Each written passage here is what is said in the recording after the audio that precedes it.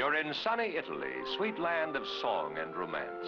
You're bound for the rugged Amalfi Coast in one of those busy little steamers that ply the Bay of Naples.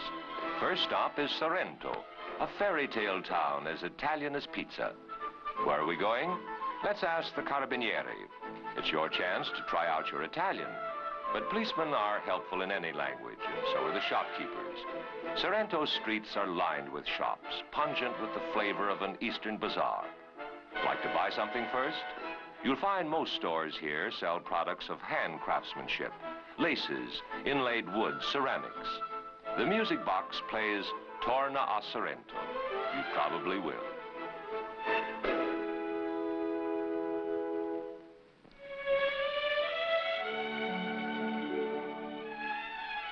The Amalfi Drive threads towering cliffs. Life is a series of ups and downs in this picturesque and mountainous region. Down we go for a glimpse of Positano's volcanic shores and the blue waters where the Saracens came from the east 1,000 years ago to sack and pillage the coastal towns. The saga of these African pirates has never been forgotten. The beach is a happy playground for these mermaids, alluring like the sirens who enticed Ulysses. Romeos, beware these Juliets.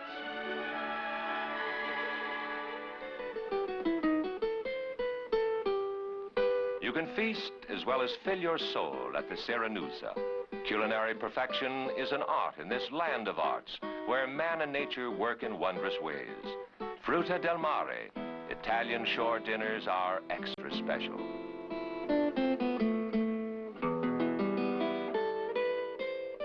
Sweet music, a lover's serenade.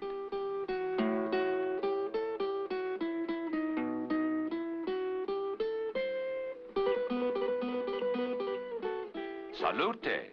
Oh yes, romance is an art here too.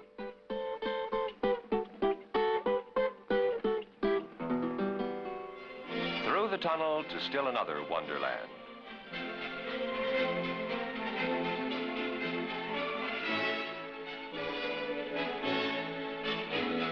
Words can't begin to describe the beauty of this utopia, but these bright postcards do.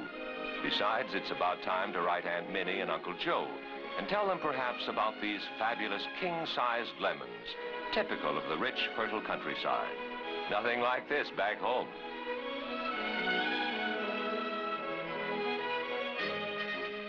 As though never satisfied with her handiwork, Mother Nature created marvels underground as well as above. The Emerald Grotto, which we're about to visit, is such a marvel. A fantasy carved into the rock throughout the ages until it became a weirdly beautiful abode. As at the famous Blue Grotto at Capri, the sea fills the grotto, and the water, illuminated by the sunlight that filters through it, shimmers in mystic splendor. All aboard for a nautical tour.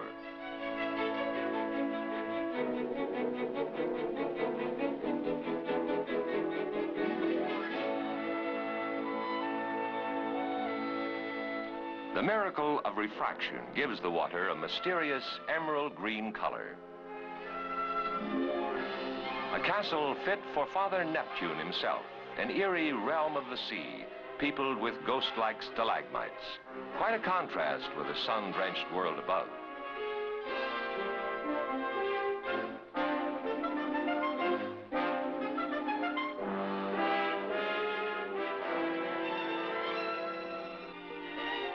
Ten centuries ago, Amalfi was a great maritime republic. From a distance, she seems little changed. Mellowed by the years and a bright Mediterranean sun, Amalfi enjoys a peaceful old age. Her piazzas, once thronged with colorful traders from the outposts of the ancient world, she now takes tourists and donkey carts in stride. Oops, not so fast.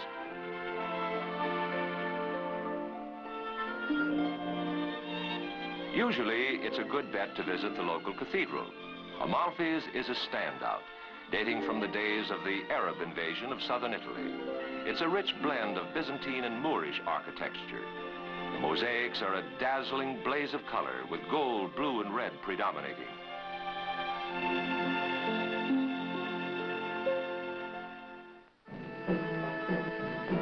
was only natural, too, that people made the most of this glorious scenery.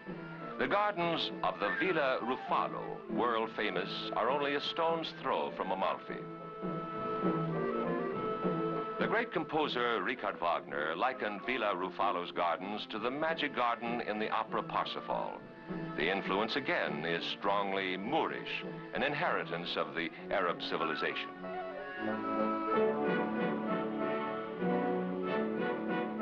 A sight that's out of this world, you'll find the Belvedere Cimbrone a frequent subject of song and verse, and justly so. Carried away by it all, this girl fondles the romantic statue. As from time immemorial, the chores of the fishermen are endless. Nets must be dried, put in order. The best place is the beach, where sun and hardy men team up to do a proper job. The harvest of the sea proceeds along the Amalfi Coast just as in biblical times. Chitara is one of the most picturesque and active ports. A nautical way of life, hard work in which men, women, and children all share, for their very lives depend on the bounty of the sea.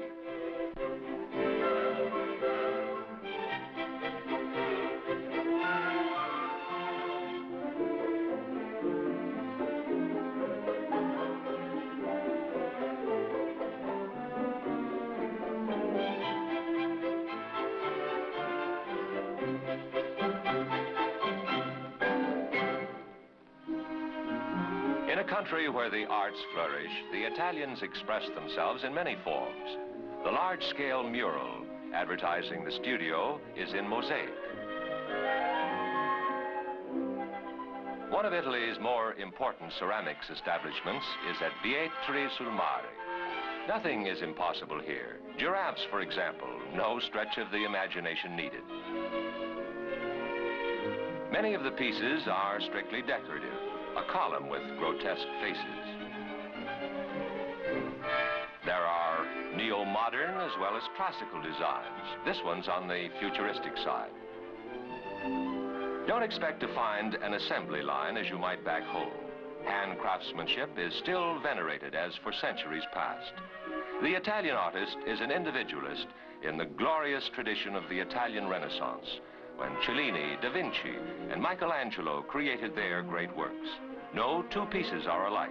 Each reflects the inspiration of its maker.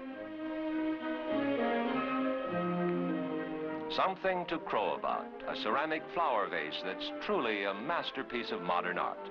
The craftsmanship is ancient, but the designs keep up with the times. In Ischia, an enchanting island in the Bay of Naples, there's a dance called the Andresatta. No one knows for sure when this curious performance originated.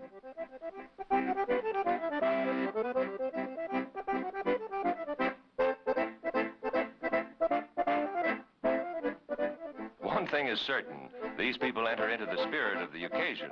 First, the leader climbs up to make a few appropriate remarks. It's said to have been a war dance. The leader extols the glories of combat.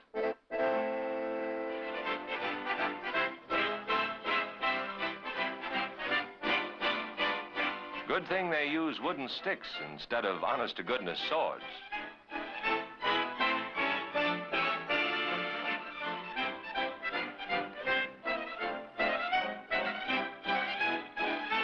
This is no sport for real ladies. Their part is taken here by men dressed in green jackets. The men wear red coats, and the fancy tambourines beat out the exciting rhythms.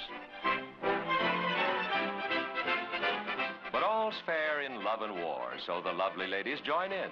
They've had the time of their lives, and so will you along the Amalfi Way.